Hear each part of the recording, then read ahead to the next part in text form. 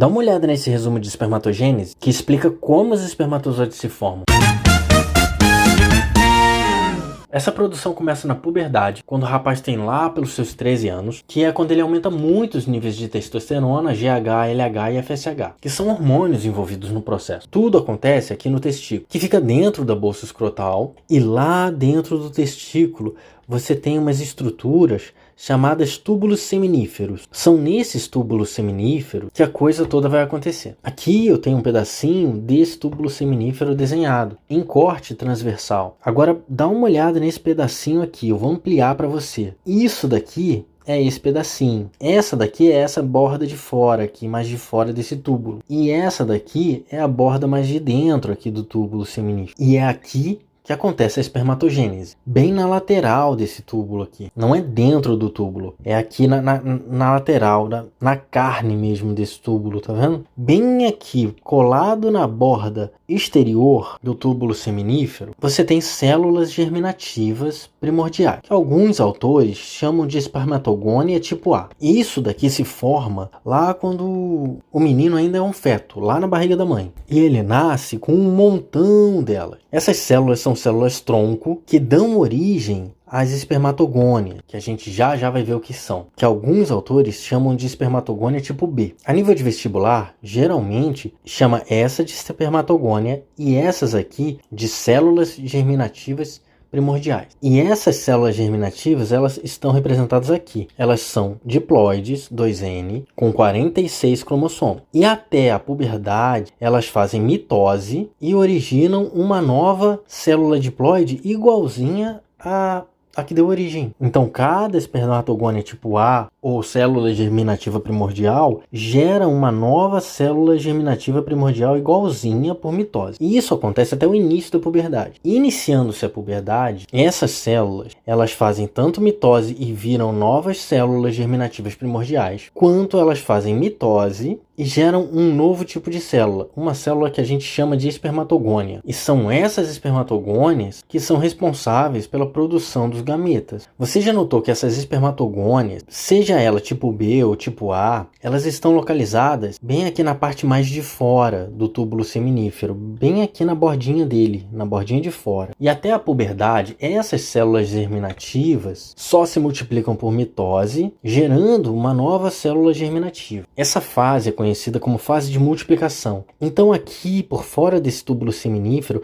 fica socadão de célula germinativa primordial, até o rapaz fazer mais ou menos uns 13 anos. Essa multiplicação dessas células germinativas, se transformando em mais células germinativas, tudo localizado na borda de fora aqui desse túbulo seminífero, é estimulada pelo hormônio GH, o hormônio do crescimento, produzido pela hipófise, que é uma glândula localizada na base do cérebro. Anões hipofisários têm essa glândula atrofiada, por isso não produzem o GH. Acaba que eles não crescem e também não entram nessa fase de multiplicação e não fica com esse túbulo seminífero socado de célula germinativa primordial. Consequentemente, eles são estéreis e não conseguem produzir espermatozoide. Beleza, já vimos o que acontece antes da puberdade. Agora vamos ver o que acontece depois da puberdade. Na puberdade, a testosterona estimula a produção de espermatogônia. E qual a diferença dessa para essa?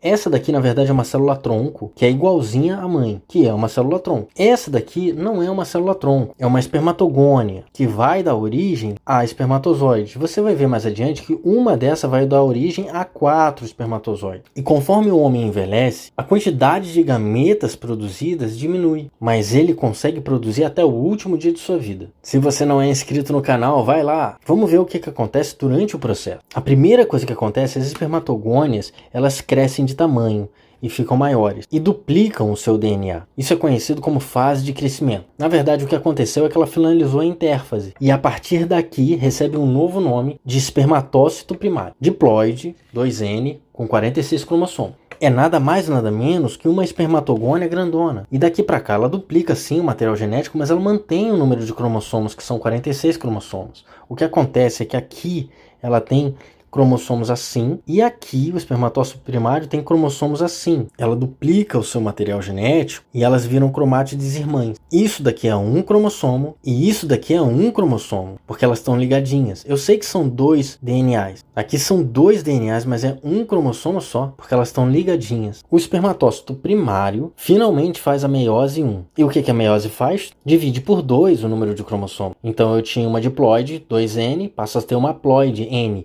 com 23 cromossomos cada. E como é que está a configuração desses cromossomos aqui? Essa célula aqui, que é espermatócito primário, ela tem um monte de cromossomo exatamente assim, duplicado. Ou seja, ela tem esse monte de cromossomo lá dentro dela. Aí ela meio que parte no meio, metade desses cromossomos vem para uma célula, a outra metade vem para outra célula. Então aqui tem 23 cromossomos, mas esses cromossomos eles estão unidos, entende? Dessa forma que está aqui. São 2 cromátides irmãs aqui, juntinhas. E esses 2 espermatócitos secundários ficam unidos por um tubozinho. Porque como houve a separação dos cromossomos homólogos, houve, portanto, a separação dos cromossomos sexuais, X e Y. Sendo que uma dessas células vai ter o cromossomo X, a outra vai ter o cromossomo Y. Só que é necessário o cromossomo X para o final da espermatogênese. Porque esse cromossomo X, na hora que ele transcrever, para poder fazer proteína, ele vai fazer umas proteínas que só ele tem, o cromossomo Y não tem. Então as proteínas são produzidas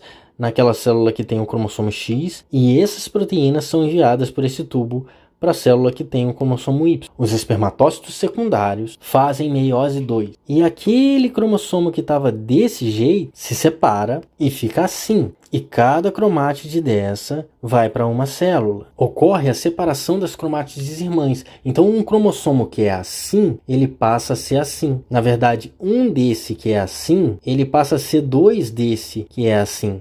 Ele passa a ser um desse mais um desse aqui, igualzinho do lado. Quando há essa separação das cromátides, cada cromossomo desse passa a ser chamado de cromossomo filho. E ao final da meiose 2, cada espermatócito secundário vai formar 2 células espermáticas. Haploide, N, com 23 cromossomos cada. E eu não sei se você notou, mas ao longo desse processo, essa célula vai caminhando ao longo do túbulo seminífero, cada vez mais para o interior dele. As espermátides entram no processo de espermiogênese, que é nada mais nada menos do que uma transformação disso para espermatozoide, é uma especiação, estimulado pelo hormônio FSH, produzido lá na hipófise, que é uma glândula que está na base do cérebro. É ele quem vai avisar para as espermátides que devem se especializar e virar espermatozoide. Quando o homem faz uso de anabolizantes, esse anabolizante muitas vezes causa uma desregulação da produção de FSH. Consequentemente, a espermátide não se transforma em espermatozoide e o homem acaba ficando estéril. Agora vamos dar uma olhada em como essa especiação funciona mais em detalhe. Ela é chamada de espermiogênese. Aqui nós temos a espermátide, tá vendo? Essas espermátides aqui, eu estou representando ela aqui. E ela vai mudando o seu formato,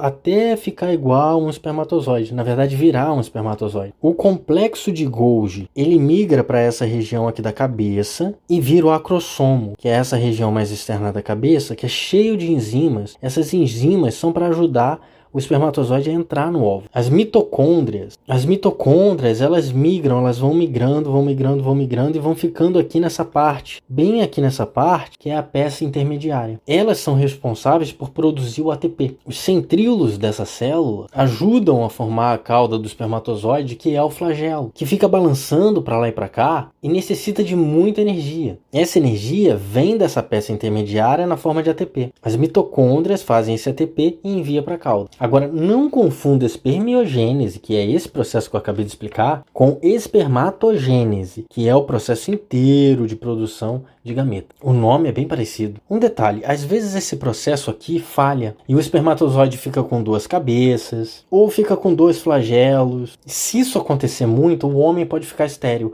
porque um espermatozoide com 2 cabeças não é melhor. Ele acaba não conseguindo entrar no óvulo. Com 2 flagelos, ele nem consegue nadar direito. Não sei se você notou, mas uma espermatogônia diploide produziu 4 espermatozoides haploides. E esse processo todo demora 74 dias. Depois de formados aqui no túbulo seminífero, eles vão para o epidídimo, que é essa região aqui, que são tubos enovelados, onde eles vão ficar maturando e sendo armazenados. Vão ser liberados só na hora da ejaculação. Tá gostando do material? Então se inscreve no canal.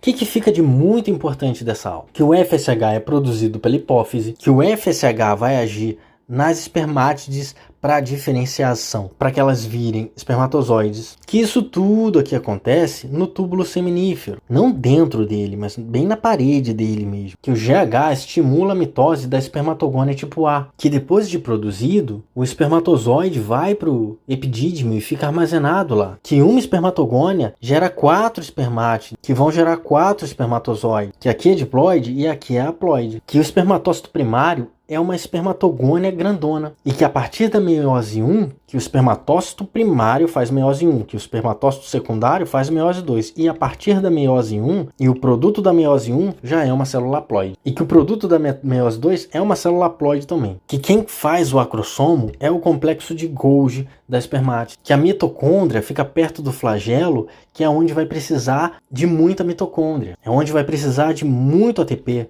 de muita energia. Eu vou ficando por aqui. Um enorme beijo. Até o próximo vídeo.